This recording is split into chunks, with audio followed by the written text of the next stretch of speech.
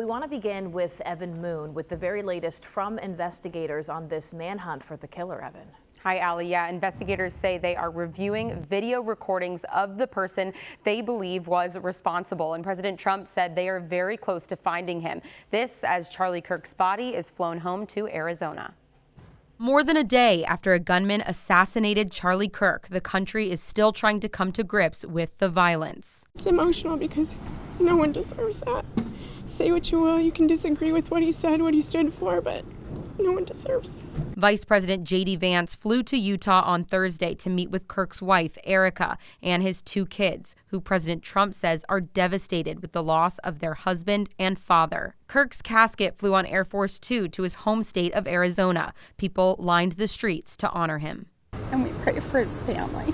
And it's just, he's got babies who will never see him after this.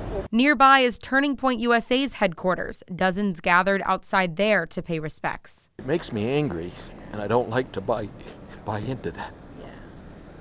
But it's almost like the culmination of stuff that's gone on the last few years. This man didn't deserve it. Charlie Kirk was known for his open-air debates and made him a big draw on college campuses, just like the one he was at yesterday.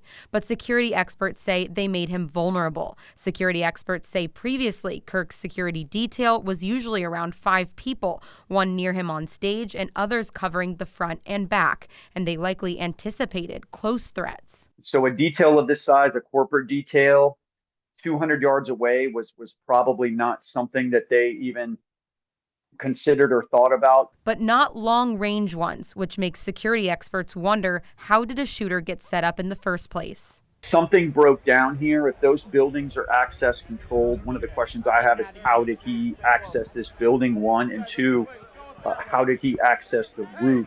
While those questions remain unanswered, President Trump says he does not want to fight political violence with violence. I think that way. He was an advocate of nonviolence. That's the way I'd like to see people respond. And he has a message for the shooter. What he did is disgraceful. Charlie Kirk was a great person, a great man, great in every way, especially with youth. And what he did, what this man did, was disgraceful. President Trump expects Charlie Kirk's funeral to take place in Arizona, possibly next weekend, but those plans have not been announced yet. He did tell reporters today they've asked him to go, and he has an obligation to be there. Allie, Mark. All right, Evan Moon in the newsroom for us tonight. Evan, thank you.